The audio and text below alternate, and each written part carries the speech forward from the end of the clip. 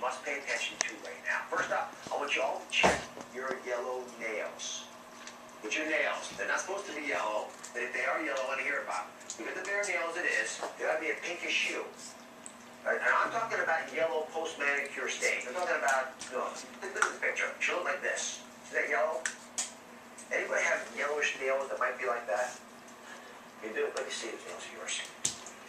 They're a little bit yellowish. Here, show me that camera. Winter trying to get the kibble out of the bottom of the bowl. Lisa, is that the normal color of your nails? Well, actually, no. A few years ago, they just started yellowing like that, and I thought that maybe it was a fungus, but it's not. I don't know what it is.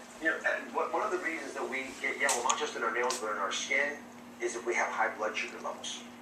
Because the sugar, if you have diabetes or pre-diabetes, sticks to the proteins on the nails and the skin, and actually will make you look a little sallow. They'll change the color. Now, I have different effects on dark skin people versus light skin people, but that sort of yellowish move into hue is something you'll observe if you check the pictures a couple of years ago. So, if you've had those yellow nails and they're new for you, then I actually get my blood sugar checked. Have you done that recently? Oh, I haven't. I'm not telling you, you may not have diabetes, but I want you to know these clues in the back of your mind so you can pick it up. And now that you know it, when you look around in your family and friends or people whose sugar may not be normal, people whose weight's a little bit high, for example, look for that yellowing of the nail. It's a clue. It's a little way you push them a little bit to get checked out. Okay, thank you. That's helpful. Yeah, All right. Now, everybody, grab a mirror. You all have your mirrors. I want you to look at your tongue right now. Stick your tongue out. And you're checking for a bright red tongue. Bright red. Whose tongue is bright red? Sit up for a second. What's your first name? Carol. Carol, let me see your tongue. Stick it out. Just stick it out to that camera.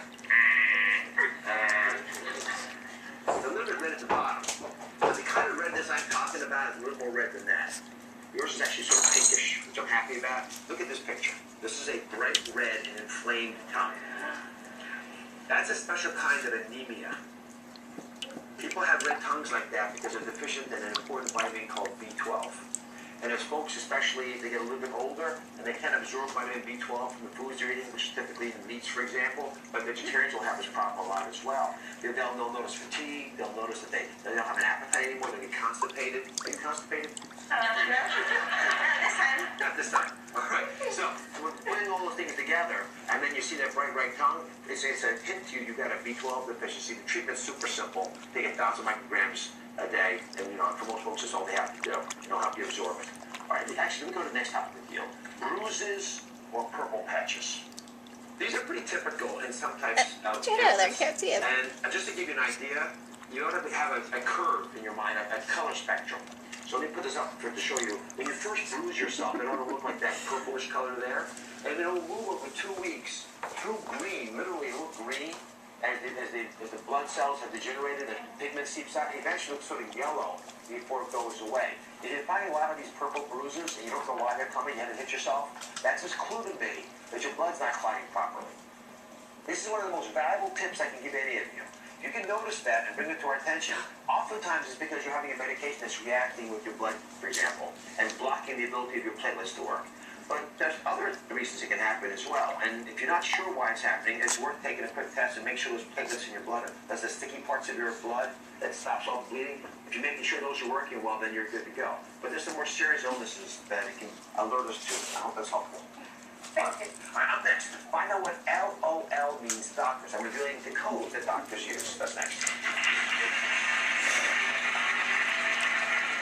The big breakthrough in the science of sleep. This is one of the most significant studies I've seen in my career. How knowing your sleep type could prevent disease. This group of people is at increased risk for stroke and heart attack. Even help you lose weight. I'm on sleep right now. Could the food you eat be the key to finally getting your perfect night's sleep? That might be the difference between you waking up at 4 in the morning and not. Dr. Oz's plan to fix your sleep for good. That's coming up tomorrow. As the kibble swirls around. She almost had it. Let's go to the patio, set up your drinks today with free layaway. Kmart layaway every day. Too weak. Wears off.